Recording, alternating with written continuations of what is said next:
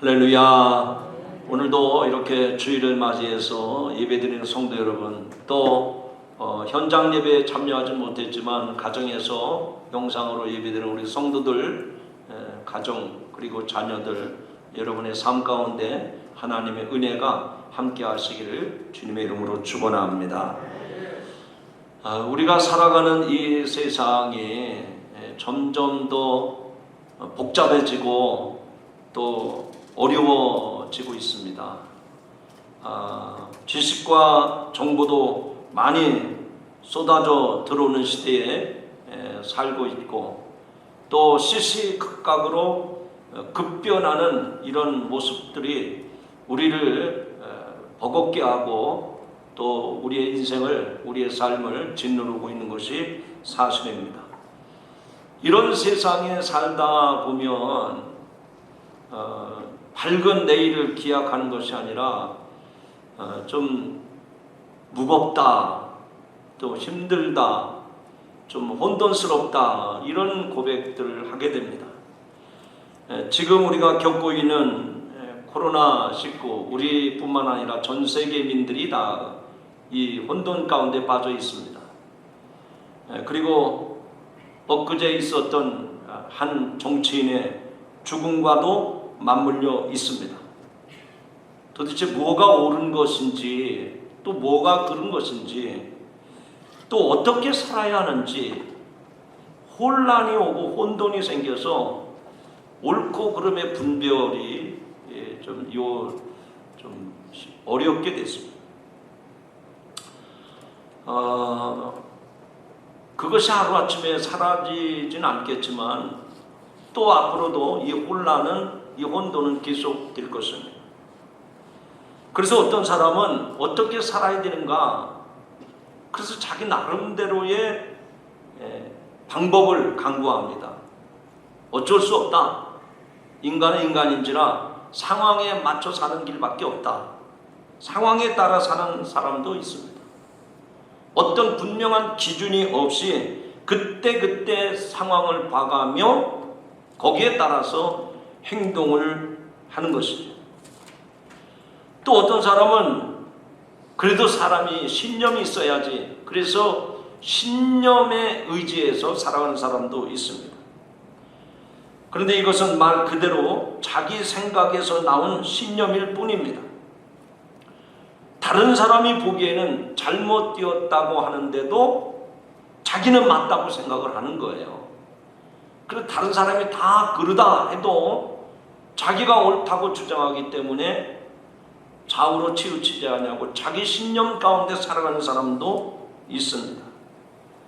그 외에도 여러 가지 다양한 부류의 모습들이 있죠. 그런데 이렇게 혼란스럽고 복잡한 시대를 우리가 살아가고 있는데 어떻게 이 혼돈의 세상에서 우리가 살아가야 되는가? 우리가 하나님의 백성으로 예수 그리스도를 믿고 신앙생활하는 성도들이라면 이 혼돈의 세상에서 우리도 저들처럼 살아야 되는가? 아니면 어떤 방법으로 우리가 이 세상을 살아가야 될까? 나름대로 우린 그리스도인으로서의 정체성을 가지고 바른 길을 걸어가야 될 줄로 믿습니다. 이런 혼돈과 무질서의 시대에는 선함과 악함이 존재하죠.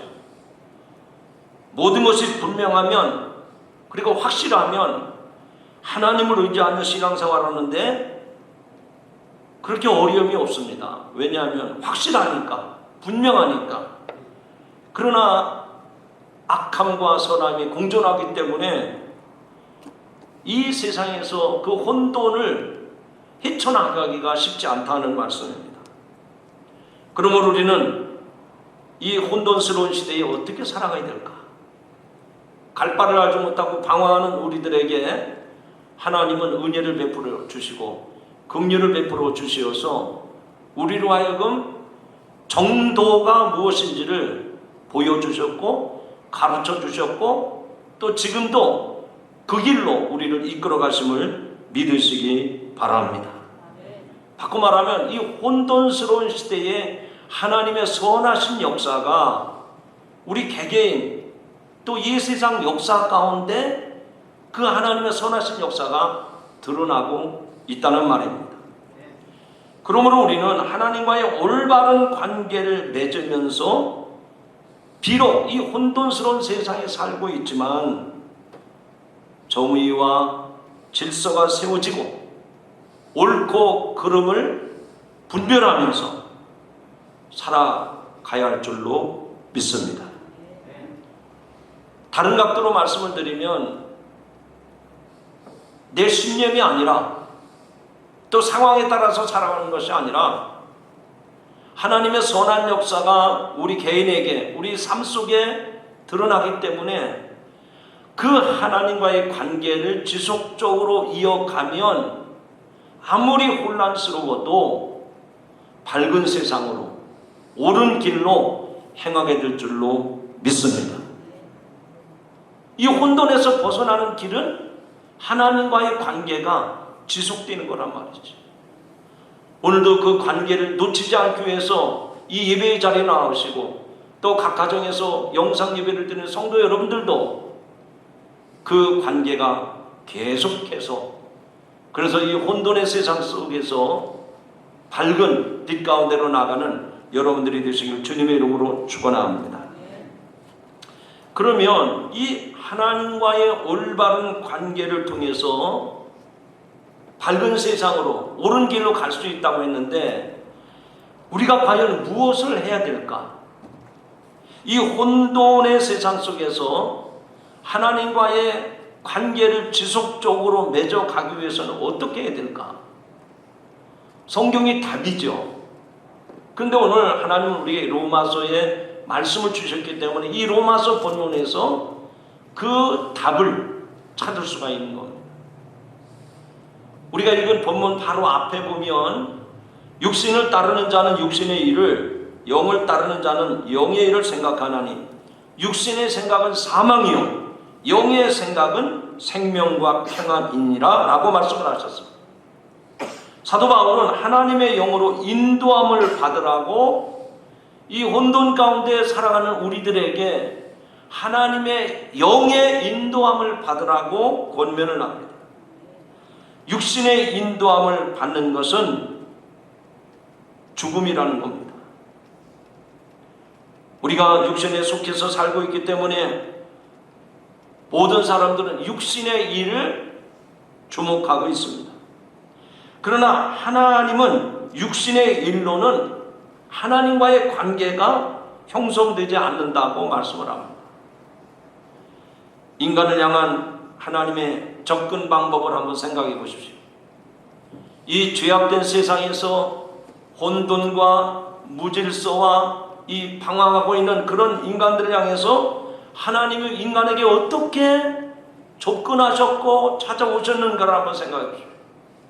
우리가 신구약 성경 전체를 통해서 보면 하나님은 오래전부터 그 혼돈 가운데 살고 있는 우리들을 구원해 내시기 위해서 하나님의 종, 하나님의 아들 메시아를 보내겠다고 많은 선지자들을 통해서 약속을 해 주셨습니다.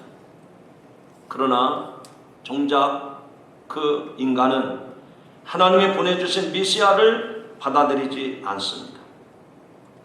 하나님의 감동으로 기록된 성경 말씀, 하나님의 말씀을 주셨지만 그 말씀을 믿고 따르기보다는 세상의 철학, 세상의 가치관, 자기의 신념 이런 것들이 성경보다도 우선하고 있어. 그래서 하나님은 그렇게 하나님의 말씀도 외면하고 하나님이 보내겠다고 약속한 선지자들의 말씀을 저버리고 있는 그 사람들에게 더 생생한 방법으로 하나님이 우리에게 접근하셨고 또 우리에게 찾아오십니다. 그것이 무엇일까요? 선지자들을 외면하고 하나님의 말씀을 저버리는 이 인간들을 향해서 하나님이 더 아주 구체적으로 생생하게 찾아오신 방법은 보혜사 성령을 우리에게 보내주신 일인 줄로 믿으시기 바랍니다.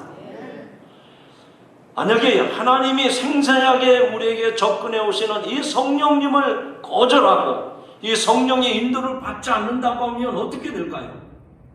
한마디로 말하면 성령님이 아닌 육신을 따라 살면 더 이상의 기회가 없다고 단정해서 말씀을 합니다. 오늘 본문 13절의 말씀대로 오히려 죽는다고 말씀합니다. 반드시 죽을 것이라고 선언하고 있습니다. 하나님이 기뻐하시는 자녀가 되려면 내가 원하는 대로 살아서는 안 됩니다. 내가 애를 쓴다고 해서 하나님을 기쁘시게 할 수 없습니다. 우리의 본성은 착하거나 경건하지 않습니다. 우리가 그렇게 착하다고 해서, 우리가 거룩하게 산다고 해서 하나님이 우리를 당신의 자녀로 삼아주신 것도 아닙니다. 우리가 하나님의 자녀가 된 것은 우리 안에 하나님의 영, 곧 성령이 임했기 때문에 우리가 하나님의 자녀가 된 줄로 믿으시기를 바랍니다. 그러므로 우리는 그 성령의 인도하심을 따라서 하나님의 자녀가 되는 길로 나갔기 때문에 그 성령의 인도함을 저버리면 안 된단 말입니다. 우리 눈에 보이지 아니하지만 우리의 생각과 우리의 마음과 우리의 모든 지정 의를 통해서 감동을 주시고 느낌을 갖게 하시고 의지적으로 결단하게 하시는 그 성령님의 인도하심을, 성령님의 그 역사하심을 저버리지 아니하고 따라가는 성도 여러분들이 되기를 주님의 이름으로 축원합니다. 죄를 향한 육신의 욕망을 이기는 방법은 어떤 겁니까? 아무리 성인군자, 도덕을 잘 지키는 사람이라도 이겨낼 수가 없어요. 왜냐하면 그 사탄은, 그 마귀는 우리의 약점과 우리의 실수와 우리의 문제점을 잘 알기 때문에 그것을 집중적으로 공략할 때 아무리 훌륭한 사람이라도 다 넘어지게 되어 있단 말이에요.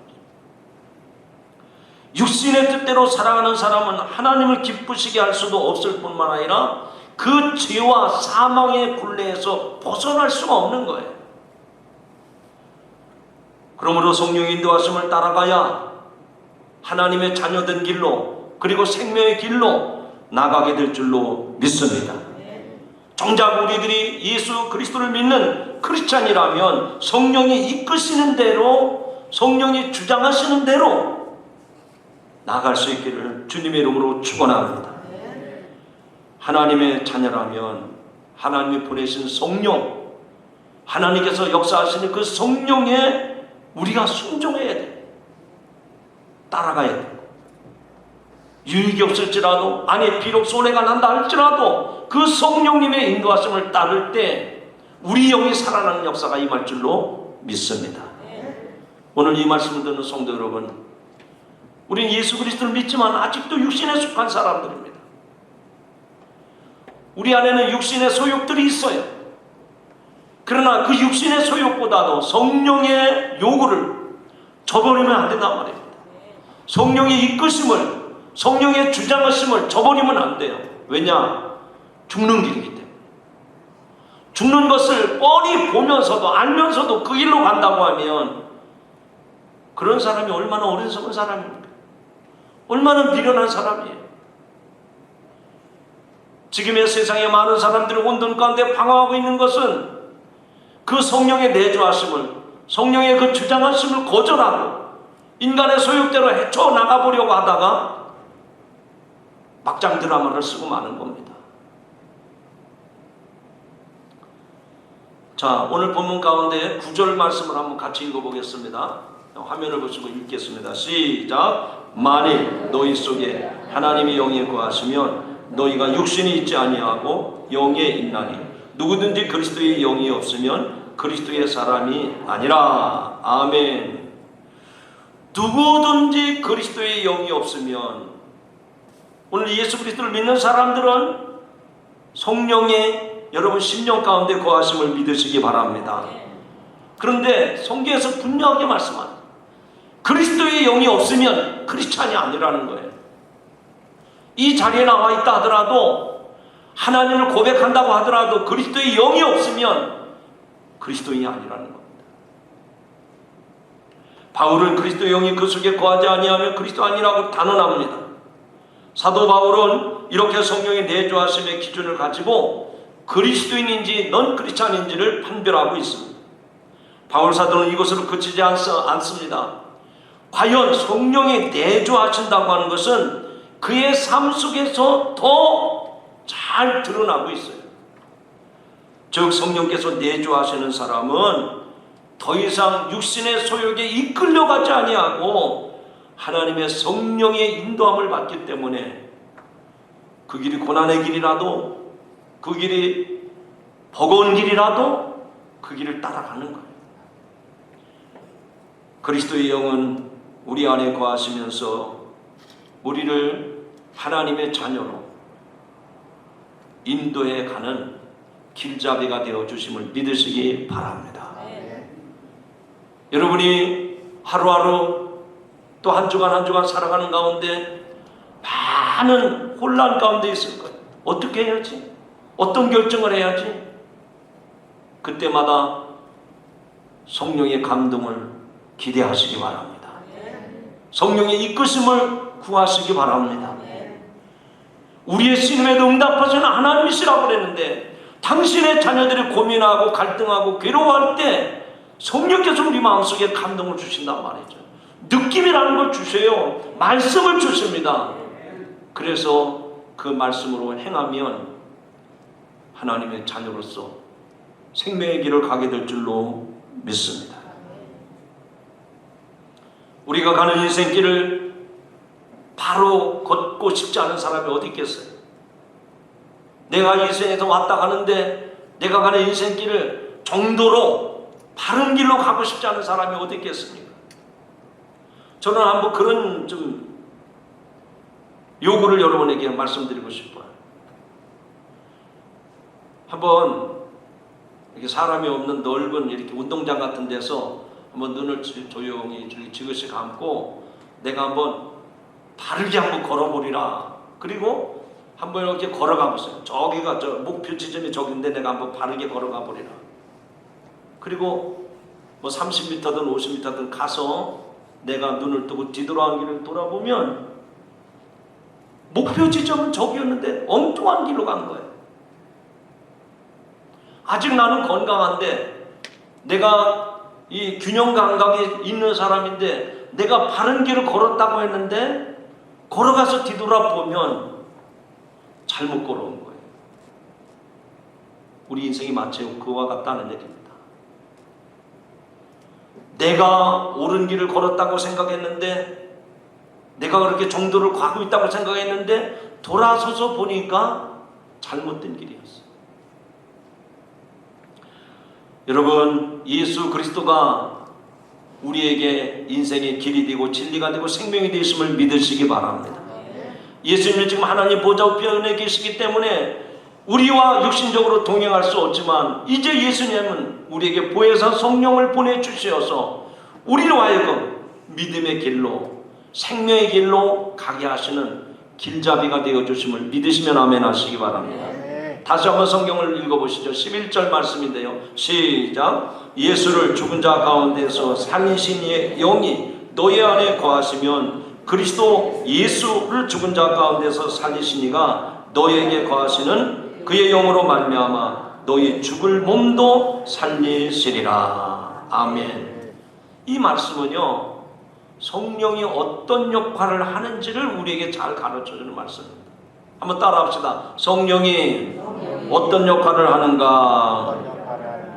그의 영, 하나님의 영은 우리 안에 거하신다고 했습니다.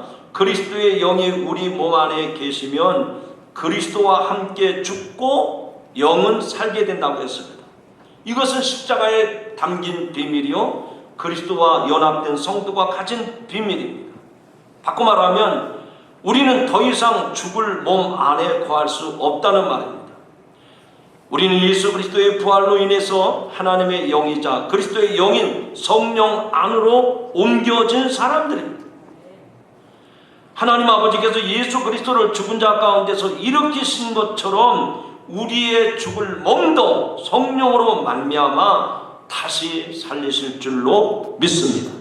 그러므로 우리 성도들의 삶은 육신적인 삶이 전부가 아니라 내 안에 거하시는 성령님을 빼놓으면 아무 의미가 없는 거예요.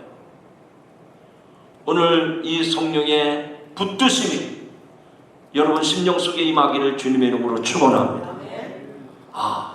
나는 이렇게 생각했는데 하나님께서 내 마음을 주장하시는구나. 하나님께서 내게 이런 감동을 주시는구나. 이상하게 느낌이 그쪽으로 가는구나. 그럴 땐 지체하지 마시고 성령을 소멸시키지 마세요. 하나님이 하신 일을 내가 자꾸 제한하지 마세요.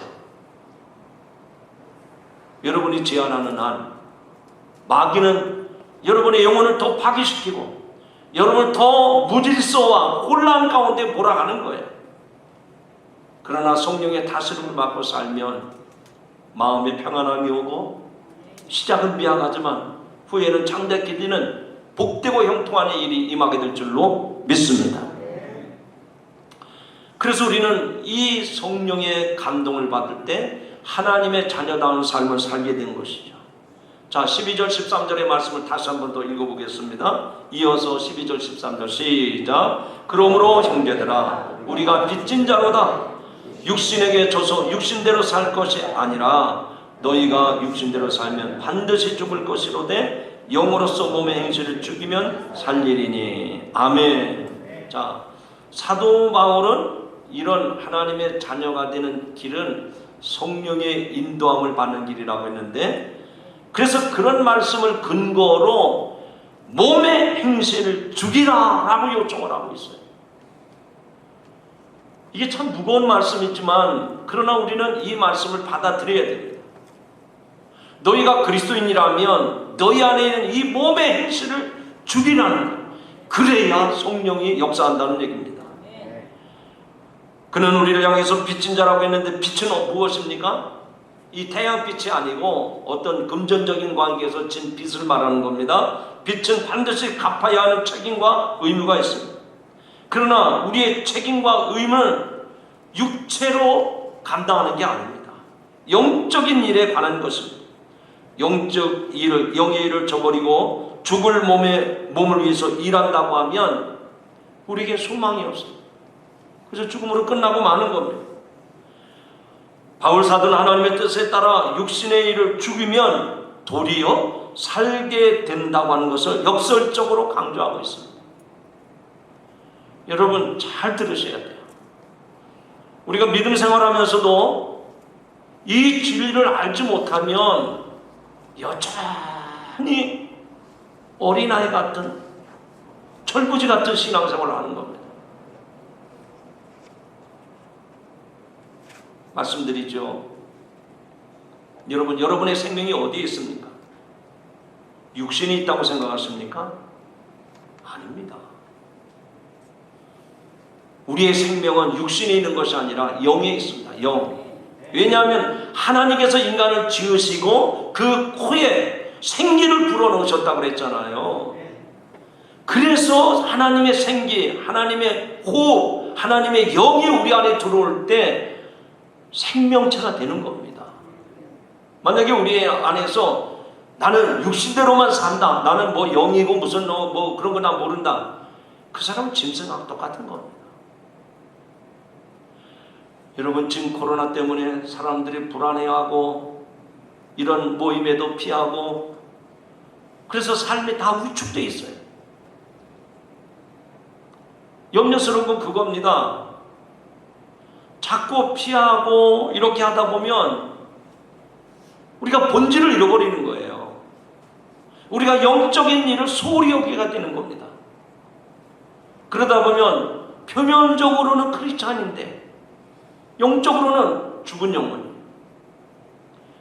사랑하는 성도 여러분, 오늘 저와 여러분이 하나님의 자녀가 되었다면 하나님의 영, 성령의 간섭, 성령의 주장하심, 성령의 인도하심을 따르는 여러분들이 되시길 주님의 이름으로 축원합니다.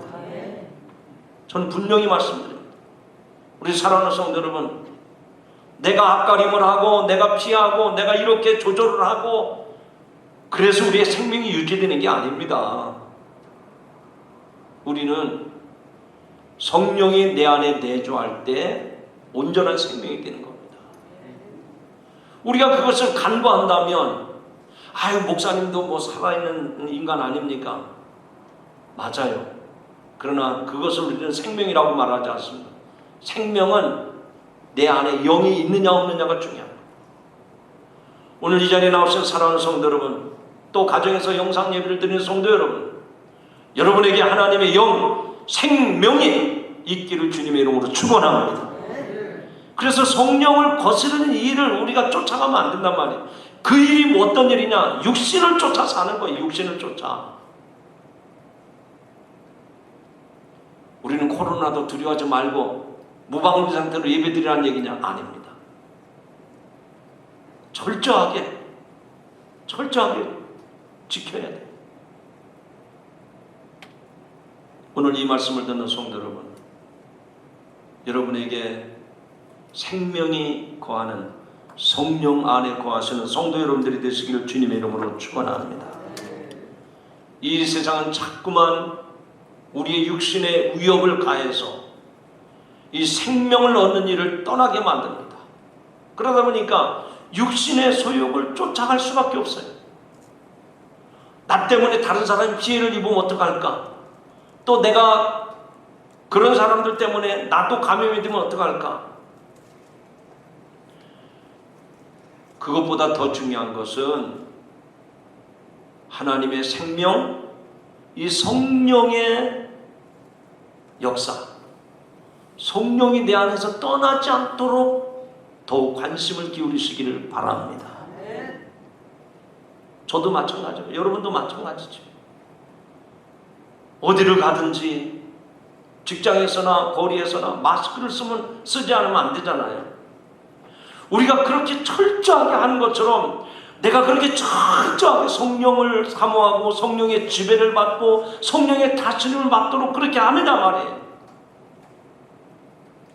뭐 이게 코로나뿐만이겠습니까? 요즘 너나 없이 다들 핸드폰을 가지고 있잖아요. 핸드폰 없으면 죽는 줄 알아요. 중독이 됐죠. 중독. 그렇게 성령에 대해서 민감한 반응을 보이느냐 이거예요. 아니야. 이게 암만 중요해도 성령이 내 안에 있는가? 성령이 지금 나를 다스리고 있는가? 성령이 지금 내게 감동을 주고 있는가? 나는 과연 성령의 지시를 따르고 있는가? 마스크를 항상 끼고 있는 것처럼 핸드폰이 내 손에서 떠나지 않게 하는 것처럼 우리가 그렇게 관심과 그런 긴장감을 가지고 있느냐 말입니다. 왜냐하면 성령이 떠나면 죽은 것이라고 그랬죠. 죽은 것이라고 그랬죠. 오늘 이 말씀을 통해서 여러분의 영혼이 소송되는 역사가 있기를 주님의 이름으로 축원합니다. 이 시간도 구해서 성령께서 여러분의 마음을 감동감화시켜 주셔서 육신의 일을 쫓는 것보다는 영의 일을 쫓는 일이 생명을 살리는 이름을 말씀하고 있으니 이 성령의 지배를 받는 이 시간이 되기를 주님의 이름으로 축원합니다. 이제 읽은 말씀 가운데 본문 가운데 14절부터 쭉 보겠습니다. 14절, 15절, 16절을 읽을 텐데 제가 14절을 읽고요. 여러분이 15절을 읽고 16절을 다 같이 읽겠습니다. 14절입니다. 무릇 하나님의 영으로 인도함을 받는 사람은 곧 하나님의 아들이라.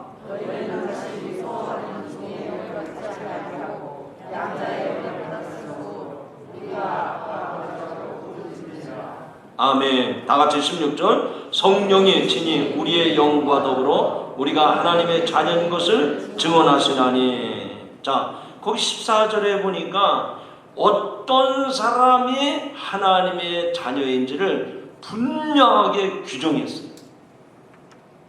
도대체 어떤 사람이 하나님의 자녀인가?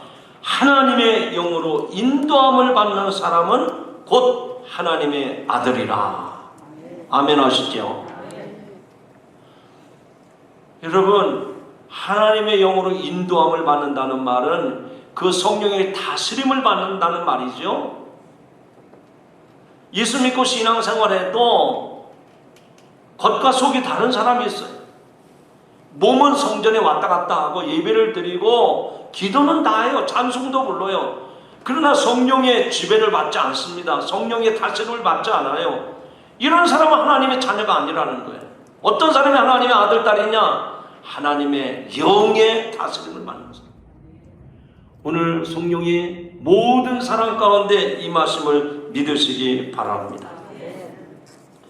그래서 이 하나님의 성령을 받는 사람은 양자의 영을 받았기 때문에 우리가 하나님을 아버지라고 부를 수 있다는 거예요. 하나님을 아버지라고, 아빠라고, 아버지라고 부를 수 있는 것은 관계가 분명해진 겁니다. 하나님 앞에 하나님, 당신 나의 주가 됐습니다. 나는 아버지가 됐습니다. 하나님을 아버지라고 부른다는 말은 나의 도움과 관심이 얼마든지 그 하나님께, 아버지에게 구할 수 있다는 말입니다. 하나님이 나와 관계가 없는 분이 아니라 내가 부르면 언제든지 응답해 주실 그런 친밀한 관계임을 나타내고 있습니다. 우리에게 주신 성령은 아버지의 영이기도 하시지만 성부 하나님을 아버지라 부르시는 그리스도의 영이기도 합니다. 그래서 성령이 우리에게 주어지면 우리가 성령 안에서 하나님을 아버지라 부를 수 있게 된 것입니다. 우리가 성령 안에서 하나님을 아버지라 부를 수 있는 중요한 이유는 성령이 증언한다고 16절에서 말씀합니다.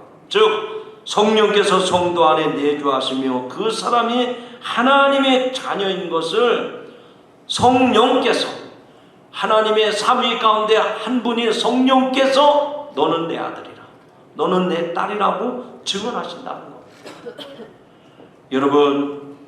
여러분들은 하나님의 영의 인도함을 받음으로 하나님의 자녀된 것을 확신하시기 바랍니다.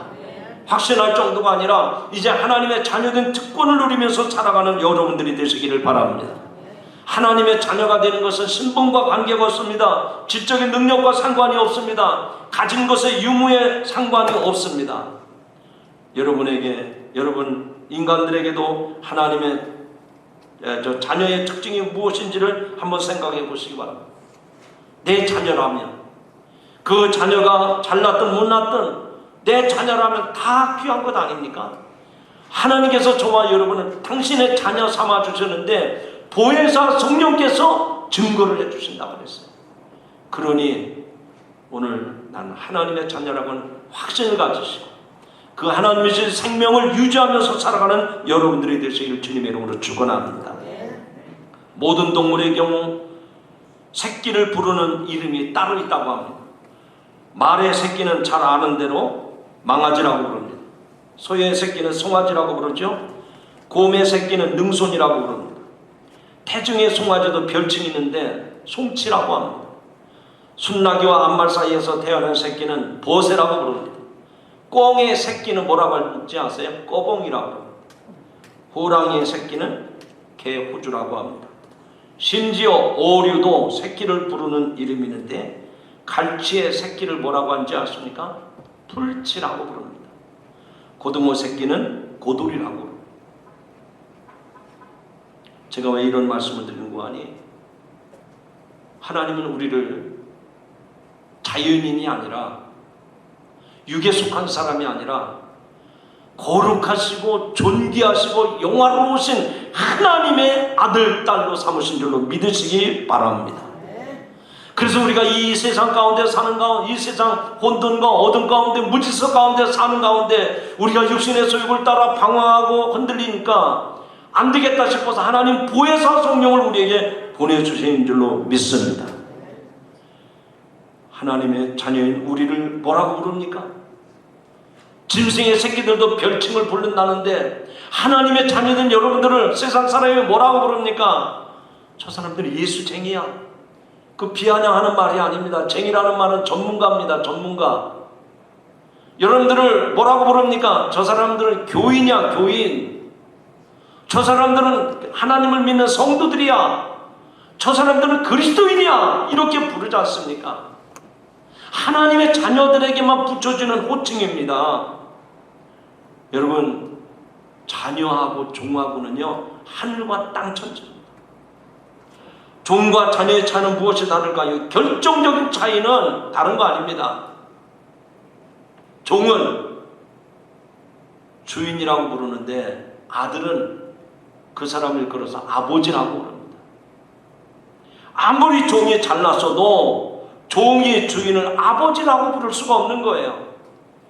우리는 육신에 속한 종놈처럼 살아가는 게 아닙니다. 우리는 하나님의 아들, 딸이 되었어요. 그래서 언제든지 하나님 아버지라고 부를 수 있는 겁니다. 17절 말씀을 한번 읽어보시죠. 17절입니다. 시작. 자녀이면 또한 상속자 곧 하나님의 상속자예요. 그리스도와 함께한 상속자니 우리가 그와 함께 영광을 받기 위하여 고난도 함께 받아야 할 것이니라. 아멘. 사도 바울은 우리들이 하나님의 자녀가 됐다, 그것을 성령께서 보증해 주신다.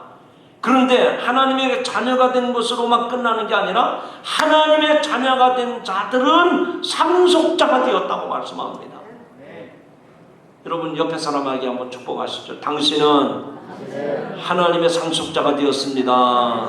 축복합니다. 정말 그 축복으로 받아들이시기 바랍니다. 우리 육신의 아버지는 내게 집 한 칸 땅 한 평 물려줄 수 없을지라도 하늘 아버지는 우리를 하나님의 존귀한 아들로 삼아주셔서, 존귀한 딸로 삼아주셔서 상속자가 되게 하셨다는 거예요. 여러분, 상속자가 어떤 의미가 있습니까? 하나님 나라를 유업으로 받을 수 있다는 거예요.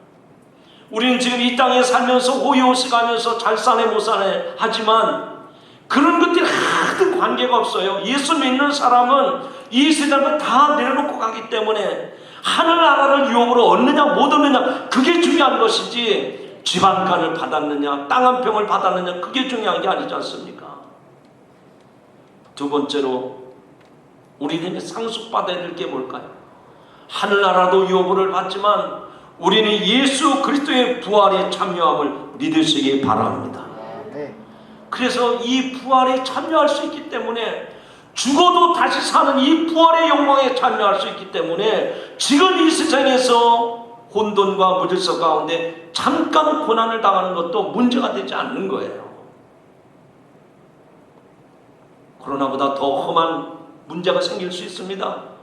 전쟁이든지 재앙이든지 기근이든지 어떤 것들이 우리 앞에 올 수 있습니다. 그러나 우리가 하나님의 자녀가 된 이상 이 세상에서 다가오는 이런 혼돈과 무질서와 이런 악의 세력들에 대해서 문제가 되지 않습니다. 우리는 하나님의 자녀가 되었기 때문에 하늘나라를 유업으로 이어받을 것이요 그 부활의 영광에 참여할 줄로 믿기 때문에 우리는 오늘도 소망을 가지고 성령의 인도하심을 따라 살아가게 되는 줄로 믿습니다. 말씀했습니다. 오늘을 사는 우리의 희망은 어디에 있습니까?